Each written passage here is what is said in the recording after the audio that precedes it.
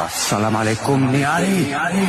इस छोटे से वीडियो को देखकर आप साफ समझ गए होंगे दोस्तों कि अन्नामलाई किसे चुनौती दे रहे हैं।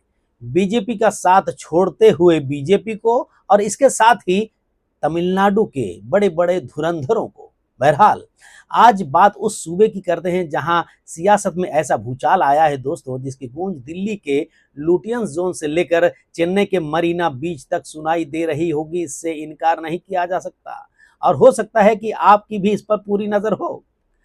और दोस्तों खबर सीधी है, तमिलनाडु बीजेपी के पोस्टर बॉय रहे के अन्नामलाई ने दिल्ली आकर बीजेपी चीफ नितिन नबीन को अपने 5 पन्नों का इस्तीफा सौंप दिया है, रेजिग्नेशन दे दिया है बीजेपी से अपना नाता तोड़ने के लिए। और मुलाकात बड़ा प्रेम भाव रहा, ये खबर में आ रही है बात। भारत के गृह मंत्री और बीजेपी के बुलडोजर नेताओं में से एक माने जाने वाले अमित शाह से भी उनकी भेंट हुई, ये कहा जा रहा है। और ये सारी मुलाकातें और औपचारिकता जो है बंद कमरे में ये हुई है, ये भी कहा जा रहा है। लेकिन दोस्तों राजनीति में जो दिखता है वो होता नहीं और जो होता है वो आसानी से दिखाया भी नहीं जाता, ये सभी कहते हैं।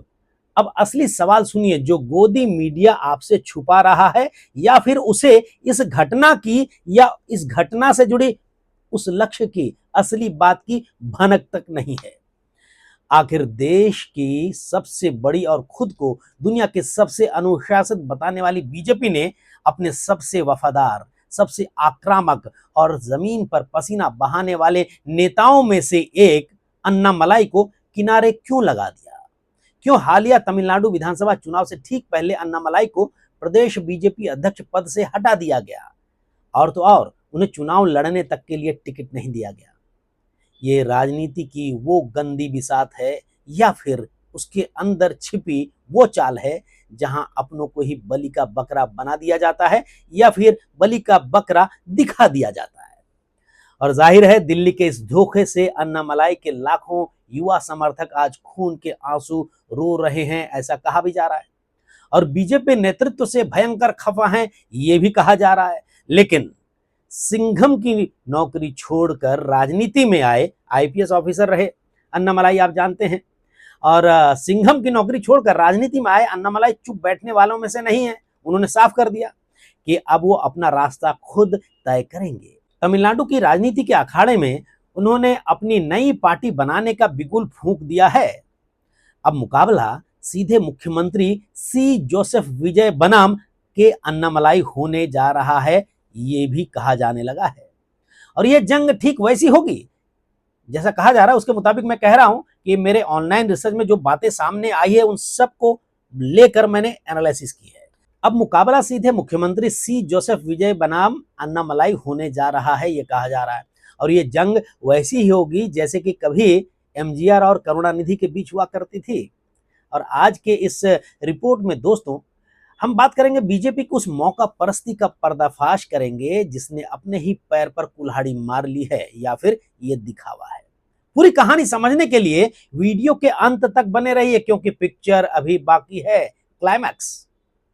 दोस्तों बीजेपी की उस क्रूर क्रोनोलॉजी को समझते हैं थोड़ा सा फ्लैशबैक में जाके। कई लोग कहते हैं, जो राजनीति के जानकार हैं, उनका ये मानना है कि बीजेपी जो है वो इस्तेमाल करो और फेंक दो की नीति जो है वो अपनाती है। तमिलनाडु में बीजेपी का मतलब कभी सिर्फ गिने चुने बहुत ही कम प्रतिशत वोट बैंक हुआ करता था और वहां हिंदी पट्टी की राजनीति काम बिल्कुल नहीं करती, ये सभी जानते हैं।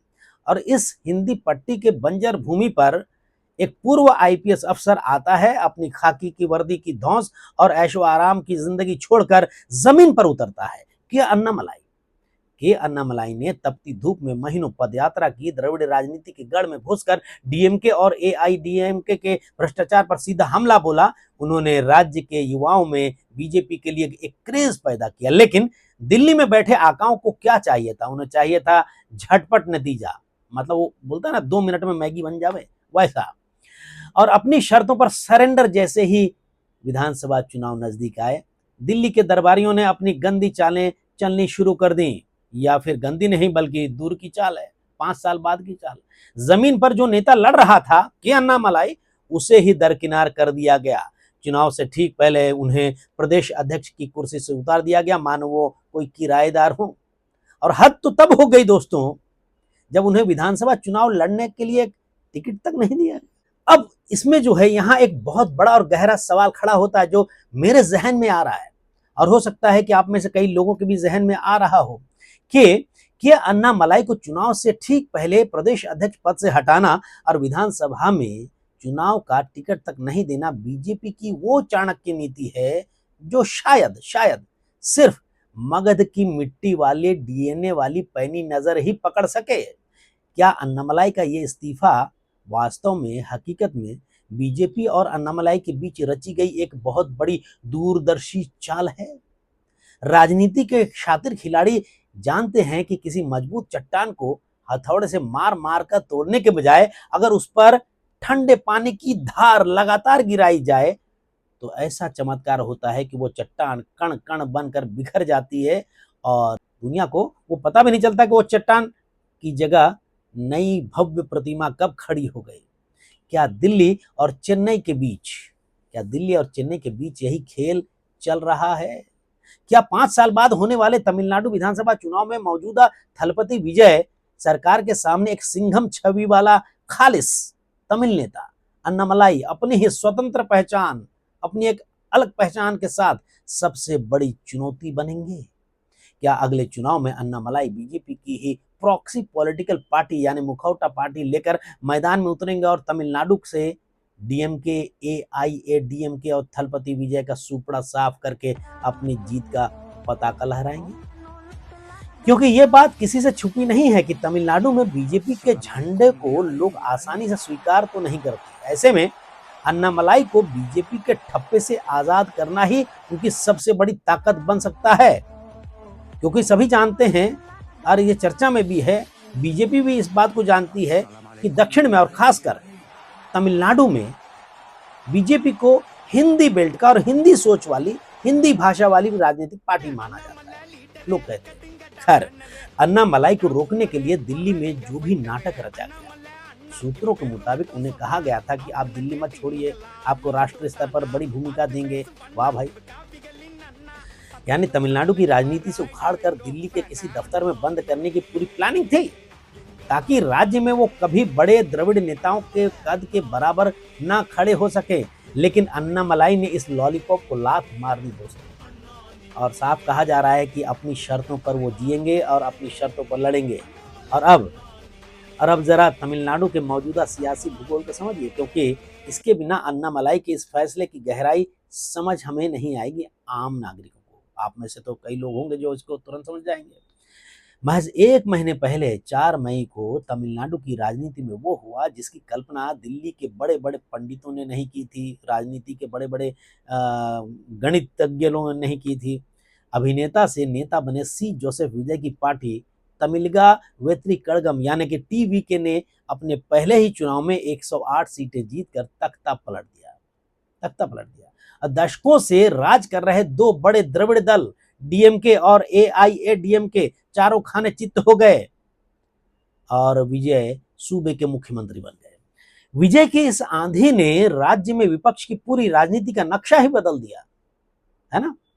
चुनाव के बाद एआईएडीएमके के अंदर ऐसी बगावत मची है जो कहा जा रहा है कि वो पार्टी अब वेंटिलेटर पर नजर आ रही है। और ऐसे में तमिलनाडु के जागरूक वोटर्स जो हैं, नागरिक, खासकर युवाओं के सामने एक बड़ा शून्य यानी कि पॉलिटिकल वैक्यूम पैदा हो गया है। और अन्नामलाई और उनके समर्थकों ने इसी नब्ज को पकड़ा है। और जानकारों का मानना है कि तमिलनाडु की राजनीति में आज भी 5वीं जगह खाली पड़ी है। और ये एक ऐसी जगह है जो भ्रष्टाचार के कीचड़ से दूर हो, जहां सुशासन की बात हो, जिसे अपनी तमिल पहचान पर गर्व हो, और सबसे बड़ी बात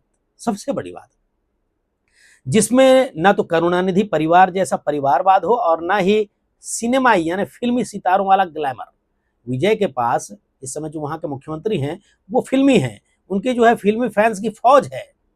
और लेकिन वैचारिकता क्या है, सोच क्या है, ये बात अलग है। लेकिन अन्नामलाई के पास वैचारिक रूप से चार्ज्ड, पावर्ड युवाओं और जागरूक कार्यकर्ताओं का वो कैडर है जो बिना किसी लालच के लाठियां खाने को तैयार रहता है, किसी भी बात को लेकर मैदान जंग में उतरने को तैयार रहता है। और इसी बीच चेन्नई की गलियों से जो बिल्कुल ताज़ा खबर आई, उसे सुनकर तो दिल्ली दरबार के होश उड़ गए होंगे। और 4 जून को अन्नामलाई के जन्मदिन से ठीक पहले पूरे चेन्नई की सड़कों पर उनके समर्थकों ने our leader come and lead us, ऐसी हमारे नेता आओ और हमारा नेतृत्व करो के बड़े बड़े पोस्टर लगा दिए गए हैं। और अंदर की दोस्तों, अंदर की पक्की खबर ये कही जा रही है कि अन्नामलाई बहुत जल्द मक्कल शक्ति इयक्कम यानी कि जनशक्ति आंदोलन नाम के एक नए मोर्चे की शुरुआत करने जा रहे हैं, जो बाद में एक द्रविड़ विचारधारा से अलग हटकर नई सोच के साथ नई क्षेत्रीय पार्टी का रूप लेगी। दोस्तों, सूत्रों के मुताबिक अन्नामलाई ने अपने करीबियों से साफ कहा है कि थलपति विजय, जो इस समय तमिलनाडु के मुख्यमंत्री है, उनके आने से सूबे में 60 साल पुराना द्रविड़ चक्र टूट चुका है और अब पढ़े लिखे युवाओं को राजनीति में लाने के लिए दरवाजे वो खुद खोलेंगे। और राजनीति के जानकार और कई वरिष्ठ पत्रकार जो हैं, उनका भी मानना है शायद, और ऐसी बातें हो रही हैं कि इस समय सोशल मीडिया पर जो चल रहा है, उनका कहना है कि अगर अन्नामलाई अपनी अलग पार्टी बनाते हैं तो तमिलनाडु में दशकों बाद ऐसे 2 कद्दावर नेताओं के बीच मुकाबला होगा जो पारंपरिक द्रविड़ पार्टियों की लीक से अलग हटकर सोचते हैं।